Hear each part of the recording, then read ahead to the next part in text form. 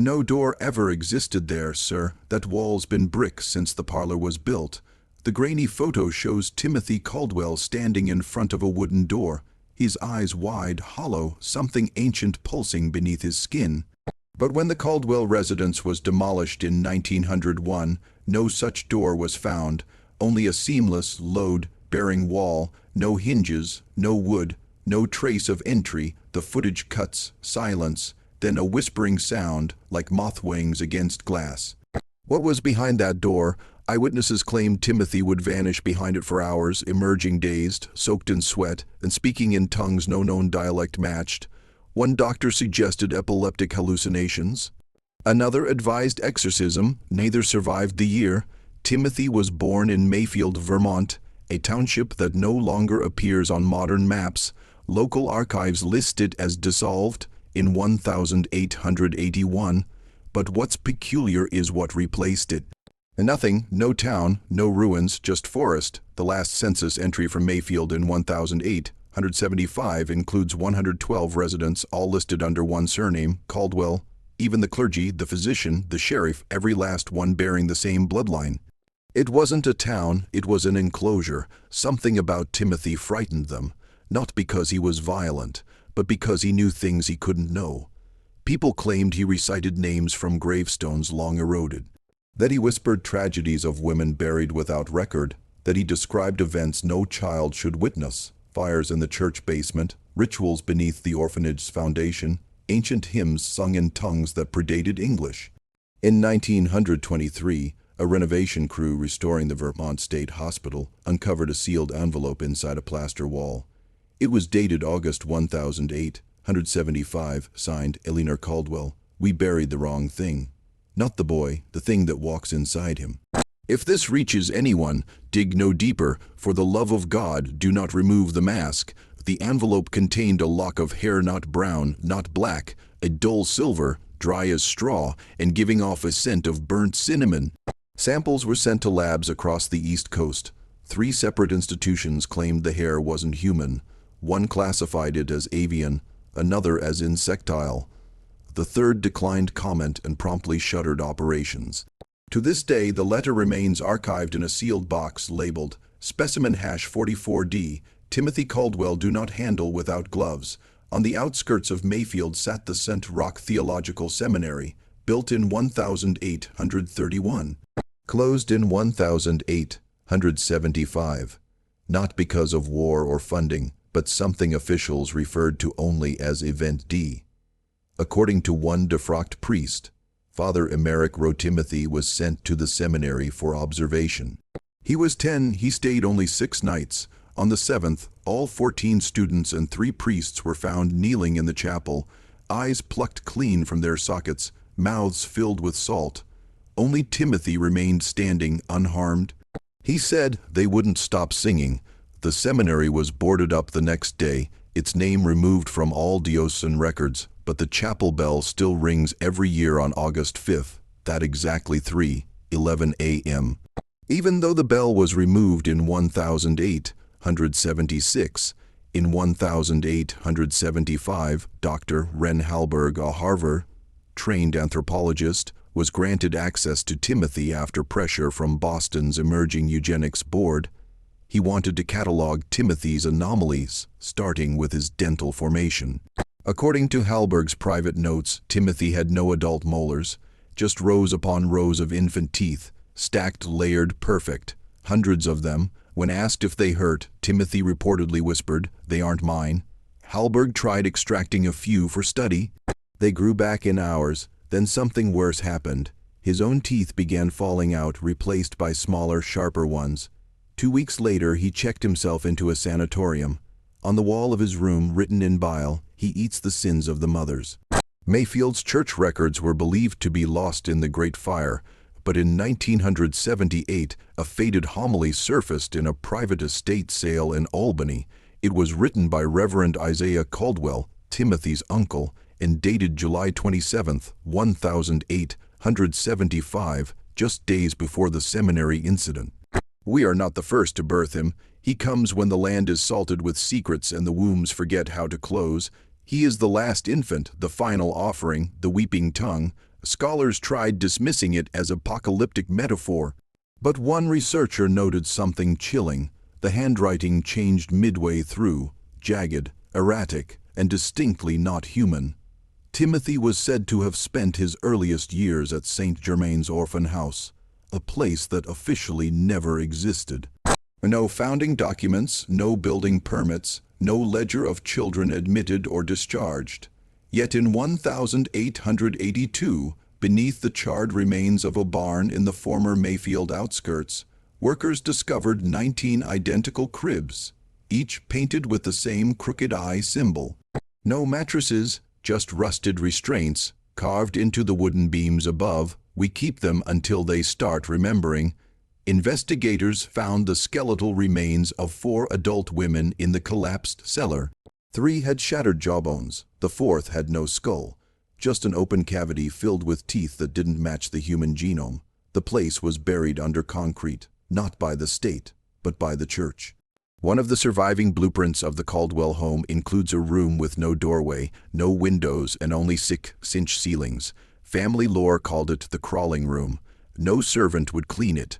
No child would play near it. And yet Timothy would vanish into it for hours, then emerge humming songs no one recognized, his fingernails worn to the bone. When authorities attempted to break through the walls in 1910, they found nothing. No room. Just a solid sheet of rotting flesh packed inside old plaster. Under the wallpaper, over 40 handprints, all belonging to infants, each with a 6th finger. In 1875, a linguist named Dr. Esther Milbank was brought to Mayfield to transcribe the strange language Timothy spoke in his trances. What she uncovered wasn't just a tongue, but an entire grammar system built on breathless glottal stops and jawless vibrations. She called it trismia, the third mouth. One phoneme in particular caused distress, a pattern of clicks and throat gasps that made everyone present cry uncontrollably for no reason. Timothy called that sound the apology. Milbank disappeared 3 days after mailing her notes to a colleague. When the parcel was opened, it contained a page that simply read, "There are things older than God, and they are still hungry." Timothy's voice reportedly had strange effects on audio devices.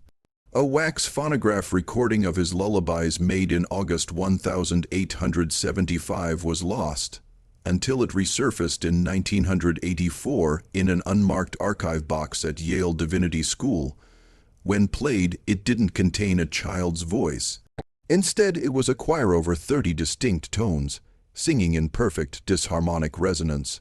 The melody induced nausea and temporary blindness in one listener. Another clawed open their ears. The wax cylinder melted after 3 plays. Not from heat, but from something described as internal trembling. On the box, he sang what the soil begged us not to hear. Numerous townsfolk recalled seeing the visitors around Timothy, tall, thin figures in black coats and soot-covered veils. Never speaking, never blinking, and always standing several inches off the ground. One boy, Jeremiah Caldwell, claimed they whispered to Timothy in dreams and left him gifts. Beetles carved from bone, teeth too long to be human, a bird with no eyes that sang in reverse. Jeremiah disappeared in 1880. His bedroom wall was found covered in soot and symbols matching the Voynich manuscript. At the center, a drawing of Timothy, mouth open, with dozens of legless silhouettes crawling out of his throat. In 1899, a child's map was discovered hidden beneath floorboards in the Caldwell family study. It bore no compass, no landmarks, just dozens of red dots labeled me, over and over. Each dot corresponded to locations where children had disappeared over a 40-year span, none of them linked until the map surfaced. Authorities were forced to admit someone had been tracking the missing children long before police even knew they were missing. But what broke the case open wasn't the pattern, it was the revelation that the map was drawn in 1875 by Timothy himself, in ink that hadn't faded. In a sealed Vatican letter dated September 1875, a Jesuit envoy wrote, "We have reviewed the boy. This is not possession. This is a mirror. He reflects what the world refuses to remember." The church had sent 3 exorcists. All were defrocked within the year. One was found speaking backward in a train station in Lyon, with his eyes sewn shut by twine he could not have tied himself. The envoy left behind a copy of Psalm 23 reversed, rewritten in an alphabet never used by man, where the valley of death was not something you walked through, but something that walked through you. In 1883, artist Charlotte Belrose painted Timothy Caldwell's portrait. She was known for realism, but when she unveiled the canvas, the subject's eyes weren't painted at all. They were missing, just holes, and the crowd swore something moved inside them. Within hours, red streaks bled down the canvas from his mouth. Belrose was institutionalized 2 days later. She claimed she had not painted the boy at all, but had been guided by his shadow. The portrait is lost. But sketches recovered from her studio show Timothy's body slowly unraveling, his bones peeling into script, his veins forming words in forgotten languages. Dr. Louisa Whittaker kept meticulous notes. As a neurologist, she'd seen trauma, but Timothy disturbed her in a way she couldn't name. He spoke fluently when alone, fluently in tongues not known to man, but when placed before a mirror, his mouth moved and made no sound. She wired a phonograph directly to his throat. What played back was not silence, but the sound of thousands of children screaming beneath water. She fled Vermont 3 days later. Her home in Maine burned to the ground. A single line was found carved into her bathtub wall. The boy is not the storm, he is its memory. In 1876, a mass grave was uncovered during railway construction where Mayfield once stood. The bones were small, childlike, but each had been hollowed out like flutes. When wind passed through them, a low harmonic moan was heard. Workers fell ill. Dogs refused to come near. Timothy's name was never found in the mass grave. But beneath the bones was a single item, a pacifier carved from ivory, still warm to the touch. Its center was engraved with an unfamiliar sigil, one that would later appear in over 40 crime scenes across New England involving missing infants, all unsolved. After Timothy's final disappearance, a shallow well near the Caldwell estate began bubbling every night at precisely 3:11 a.m. Villagers spoke of eyes, hundreds, floating just beneath the surface, watching. A local woman claimed her daughter had drowned there in 1872, but no body was ever found. After Timothy vanished, the well dried overnight. Its walls were lined with fingernail scratches, some deep enough to suggest years of clawing. And at the bottom, etched in stone, "I was born to remember what the world chooses to forget." In 1939, a photograph was taken of a first-grade class in Boston, among them a boy with vacant eyes standing off center wearing 19th century clothing. Multiple sources identified him, without doubt, as Timothy Caldwell. He had not aged. The photographer died in his sleep that same week. Blood vessels in his eyes burst. His journal contained one final entry. "He smiled at me, and for a moment I remembered being born." Across every documented event involving Timothy, be it fire, disappearance, or violent death, one time recurs: 3:11 a.m. Sleep researchers call this the hour when the body reaches its lowest point, when the mind is most vulnerable. But in Timothy's case, it's not coincidence. A clock discovered in the ruins of Mayfield's church was frozen at that hour. A nurse's log at the seminary listed unusual sounds at that time. And recordings left by a psychic investigator repeat this phrase at 3:11. He is not a boy. He is a wound dressed in skin. The Caldwell lineage ended in 1913, or so they claimed. But in 1999, a boy named Illy Caldwell was admitted to a Virginia psychiatric hospital. His symptoms mirrored Timothy's: knowledge of extinct languages, visions of bones beneath churches, an aversion to mirrors, and the uncanny ability to speak to animals in tones that caused seizures in listeners. DNA confirmed he was a Caldwell. His file was sealed. The facility closed in 2000 after a fire consumed its east wing. The last surviving nurse reported one sentence scribbled across every surface in the boy's room: "I am not the end. I am the remembering."